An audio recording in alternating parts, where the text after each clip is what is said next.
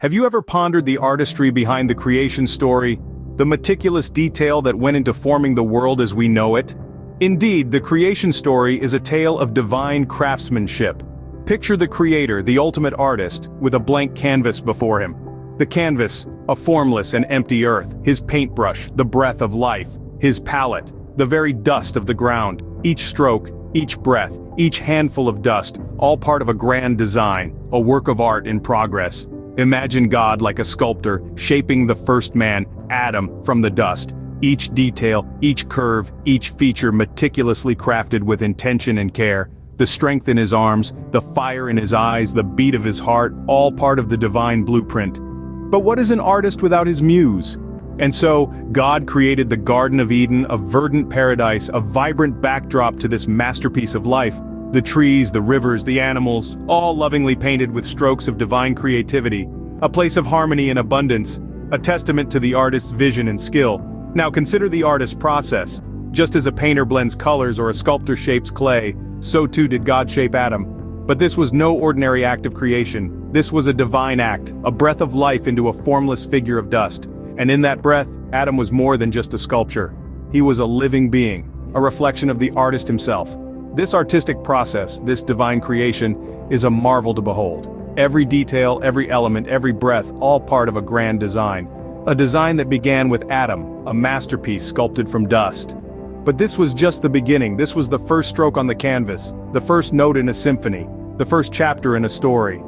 The creation of Adam, a masterpiece sculpted from dust, set the stage for an even grander design. This divine artistry, this grand design, this is the beauty of the creation story. It's a story of meticulous detail, of careful intention, of divine craftsmanship. It's a story that invites us to marvel at the artistry of the Creator, the ultimate artist. Can you imagine the splendor of the Garden of Eden? Picture a place where all of creation exists in perfect harmony. A paradise so lush, so vibrant, it's as if every leaf, every blade of grass, every rippling brook and towering tree is singing a symphony of life. Now let your mind wander through the verdant pathways of Eden. Feel the cool shade of the trees, heavy with fruit so tantalizingly sweet, it's as if the sun itself has kissed each one. Picture the flowers, blooming in an array of colors so vivid, it's as if a painter dipped his brush in the palette of the universe and splashed their hues onto the canvas of the earth. Imagine the rivers, winding like silver ribbons through the heart of the garden, teeming with fish that flash like living jewels under the crystal clear water. Hear the gentle rustle of the wind, whispering secrets to the leaves, carrying the sweet, intoxicating scent of blossoms on its breath. Now turn your thoughts to the animals, roaming freely in this paradise. Picture them living in perfect harmony, each creature a unique masterpiece, each one a testament to the grandeur of creation. From the tiniest insect to the mightiest beast, every creature has its place in the grand tapestry of life. But Eden was more than just a paradise. It was a haven, a sanctuary where life thrived in all its glorious diversity. It was a stage, a backdrop for the greatest story ever told. The story of us, of humanity. Here, amidst the splendor and the beauty, the stage was set for an event of monumental significance. It was here that the first human companionship was born. A companionship that would shape the course of human history, that would define our understanding of love, of unity, of mutual dependence. In this paradise, the stage was set for the birth of humanity's first companionship. What does it signify, the creation of a woman from a man's rib? This question invites us to delve into the profound symbolism behind Eve's creation. The act of God fashioning Eve from one of Adam's ribs is not merely a physical process, but a spiritual and symbolic one, laden with meaning. The rib, coming from Adam's side, introduces themes of unity and partnership. It conveys the idea that man and woman are not separate entities, but interconnected parts of a whole. They are equal in their humanity, each bearing the divine image, each possessing inherent dignity and worth. But why a rib, you might ask? Why not a bone from the foot, symbolizing subordination, or a bone from the head, symbolizing dominance? The choice of the rib, located near the heart, suggests a deeper meaning. It emphasizes a relationship of love, of mutual respect, and companionship. It signifies that man and woman are to live side by side, each supporting and complementing the other. Moreover, the creation of Eve from Adam's rib underscores a theme of mutual dependence. Just as the rib protects vital organs, so too is Eve a source of protection and support for Adam. She is his helper, his partner, his companion. But this goes beyond the physical. It speaks to the emotional and spiritual support that they provide for one another, reflecting the relational nature of humanity.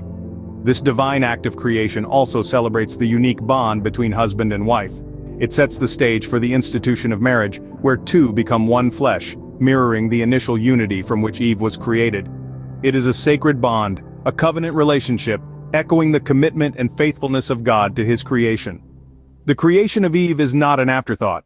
It is a purposeful act, designed to alleviate Adam's solitude and fulfill his need for companionship. It highlights the importance of relationships, of community, of belonging. It underscores the truth that we are not meant to journey through life alone. In the creation of Eve, we see the birth of companionship, the first echo of community in human existence. Have you ever grappled with the weight of free will, the allure of temptation, and the sting of consequence? It's a question that resonates deeply within the human experience, echoing through the ages from the dawn of creation. Let's turn our attention to the moment when God, having crafted the Garden of Eden and its inhabitants, presents Adam with a commandment. The tree of knowledge of good and evil stands as a symbol of profound significance in the heart of Eden, a test of obedience and the catalyst for an impactful decision. God's commandment to Adam is clear: you are free to eat from any tree in the garden, but you must not eat from the tree of the knowledge of good and evil, for when you eat from it, you will certainly die. This commandment introduces the concept of free will into the narrative, a gift as powerful as it is perilous. Adam, now entrusted with the freedom to choose, is faced with a test of obedience. This is where temptation enters the story, whispering promises of wisdom and godlike knowledge. It's a familiar struggle, isn't it? The allure of the forbidden, the promise of untapped potential, the thrill of challenging boundaries. But with free will comes consequence. When Adam and Eve partake from the tree against God's command, they experience the sting of disobedience. Their eyes are open to the knowledge of good and evil, and with this newfound awareness comes the loss of innocence and the expulsion from paradise. This moment serves as a stark reminder of the power of our choices and the ripple effects they can have.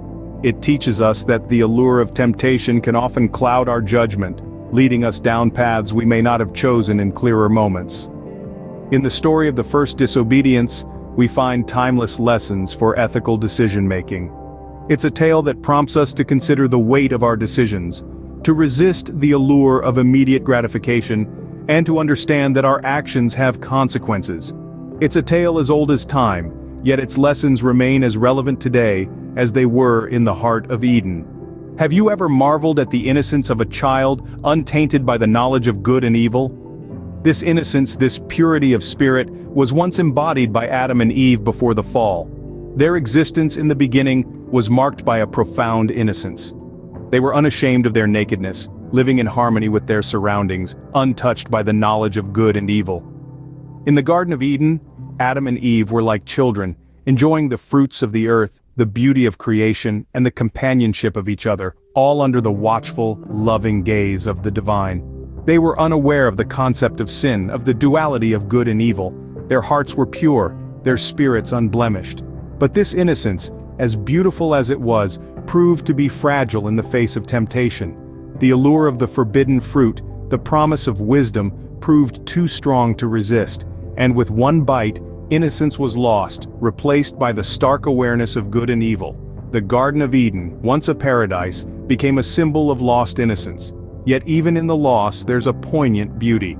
The innocence of Adam and Eve is not simply a tale of paradise lost, but also a tale of the human journey. It's a mirror reflecting our own innocence, our own moments of temptation, our own loss, and the wisdom we gain through our experiences. Innocence, once lost, can never be fully regained. Yet it's not a cause for despair, for it's through the loss of innocence that we gain wisdom, that we learn to distinguish between right and wrong, that we grow and evolve as individuals. It's a part of our journey, our evolution, our becoming. In the innocence of Adam and Eve, we see our own innocence reflected back at us.